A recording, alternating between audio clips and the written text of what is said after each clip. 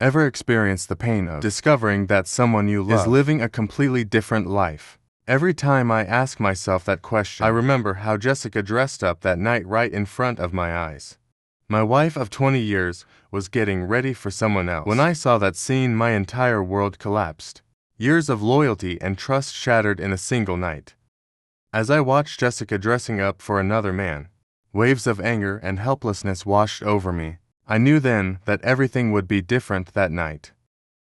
Our lives irreversibly changed. Before dive into my story, if you don't want your life to be turned upside down like mine, subscribe to my channel to learn real lessons from the real stories we share every day. Just like mine also. Share your thoughts about the shocking truth I've experienced in the comments, and please show your support by liking my video. Now that you've subscribed, let's dive into my story. Everything began that night, the moment I realized that Jessica was not preparing to meet me, but someone else. She was more meticulous and careful than I had ever seen her. The excitement she felt. Face black lace lingerie, high heels and flawless makeup. She wasn't getting ready for me. She was preparing for Mark Diamond, her boss. I had suspected something was going on between her and Mark for a while, but that night everything became clear. The scene I witnessed with my own eyes destroyed the love I had for years. "Jessica, where are you going?" I asked, and I will never forget the look on the face. She hesitated for a moment, but quickly regained her composure. "I'm going out with friends," she said, as if expecting me to believe that she would get dressed up like this for a simple night out with friends. But I knew the truth. This wasn't an innocent gathering with friends. The anger and suspicion inside me like a volcano ready to erupt. When I looked at her face, I tried to calm myself, but I failed. My suspicions had started a few months earlier at a company dinner. I noticed the way Mark looked at Jessica, and I felt a growing discomfort inside. As Jessica danced with Mark, I sensed something between them. When Mark gave me a smug look, everything became clearer. But Jessica seemed as relaxed as always. "You're overreacting. Mark is just a coward," she had said, but something didn't feel right inside me. Thinking back to that night, I wished I had acted sooner. Jessica's long hours at work, canceled lunch plans, and ever-changing excuses slowly made me paranoid. Even her behavior toward me had changed. She spoke less, spent less time with me. All these signs pointed to one thing. Jessica was cheating on me. I needed proof first. I installed hidden cameras around our house. I started watching every corner. At first everything seemed normal. Jessica was acting like her usual self. But one night, while I was away on a business trip, I received a notification on my phone and everything changed. Jessica was whispering on the phone, "Mark, can you come over tonight?" I'm alone at that moment.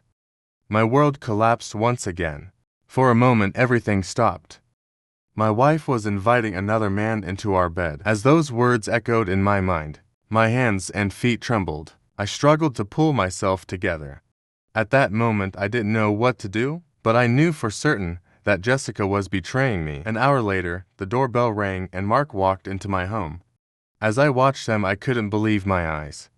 Jessica embraced him, kissed him. Watching those moments was the most painful experience of my life. The anger inside me was like a bomb ready to explode. Watching that night unfold was unbearable for me. As they headed to our bedroom, I knew I couldn't hold back any longer. As I witnessed the end of our marriage, a plan formed in my mind. Jessica and Mark weren't going to get away with this. That night, I made my plan, and for 2 weeks, I acted with patience. I watched Jessica's every move, listened to her every conversation, and waited for them to meet again. When that night came, I put my plan into action. I pretended to leave on another business trip, giving Jessica and Mark the opportunity to meet once again. This time I returned home in secret, armed with a baseball bat and a short-barreled shotgun. My anger was uncontrolled. I quietly approached the bedroom. When I saw them together, it was the final straw. I lunged at Mark and started hitting him with the bat. Jessica's terrified screams echoed through the house. "Stop, please stop," she shouted, but it was too late. Mark lay on the floor, his face covered in blood. Jessica looked at me, trembling with fear, her eyes wide before I picked up the shotgun and aimed it at her. "Jessica," I said in a calm voice, "tonight you're going to pay for everything you put me through. But I won't kill you. You're going to live with this betrayal every day, for the rest of your life." Tears streamed down Jessica's face, showing how regretful she was. But I no longer care. When I left the house that night, leaving Jessica and Mark behind, I felt a temporary sense of relief. But it didn't last. As I drove through the quiet streets, I felt something was wrong. Even though I had taken my revenge, the emptiness inside me remained. The next morning, there was a knock on my door and I felt a sense of unease. When I saw the police, I immediately understood what had happened. Mark had been taken to the hospital after the injuries I had inflicted, and Jessica had stayed by his side, waiting for him to recover.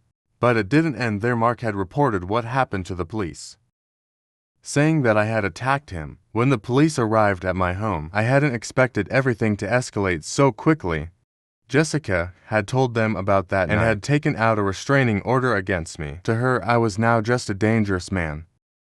"Mr. Johnson, you are under arrest for assaulting your wife and Mark Diamond. Please come with us to the station," they said. For a moment, I reflected on how everything had come to this point: Jessica's betrayal, my anger, and my plan for revenge. It all flashed before my eyes. When we arrived at the police station, I read Jessica's statement. "My husband went crazy," she had said. "He attacked Mark and threatened me. I feared for my life. The fact that Jessica was now playing the victim, after betraying me so deeply, made me furious. They took me to court. But Jessica and Mark's testimonies weren't enough. With the help of my lawyer, I was able to avoid conviction because I had footage proving Jessica had cheated on me. But the social consequences were far worse. Jessica and Mark had told everyone about the incident. My workplace friends, even my neighbors, they all believed I was dangerous. As I walked down the street, I could hear their whispers. "That's the guy who beat up his wife," they would say. Everyone saw me as a monster. As for Jessica, she experienced a steep downfall in her life. Mark completely ended their relationship. Jessica lost her job and became a public disgrace. The only thing left for her was loneliness. Once a couple admired by everyone, we had now become the talk of town.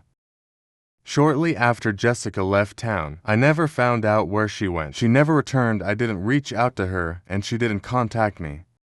But one day I received unexpected news about her, which I will reveal at the end of the story. As for Mark, after his recovery, he returned to work, but he too couldn't regain his old life. His co-workers turned their backs on him. After learning about his affair with Jessica, he was seen as the man who cheated and soon had to leave his job, losing his reputation in the city. Strangely enough, he also disappeared. Like Jessica, both of them tried to escape the consequences of their actions by starting new lives. But the lives they had left behind continued to haunt them. As for me, my life never returned to normal. After the court ruling, I lost my job. Even though I had taken my revenge, the emptiness inside me never went away. One night while sitting alone at home, I found myself thinking about Jessica, and those nights there was no place for her in my life anymore. But the years I had spent with her kept replaying in my mind. I was mentally broken. Loneliness consumed the way people looked at me. The isolation I felt while walking down the streets, it all weighed heavily on me. One day a neighbor approached me. "Did you hear?" he said. "Someone saw Jessica recently. She was found dead in the same town where Mark lived. Word is they both might have committed suicide." That news shook me to my core. Their deaths were the final result of the destruction I had set in motion. Whether it was a relief or a greater burden, I'm not sure, but I felt that something had come to an end inside me. In the end, my life was completely turned upside down. I went from being a betrayed husband to seeking revenge. But in the end, I lost both Jessica and myself. In this story, there were no winners. Only broken, lost lives remain.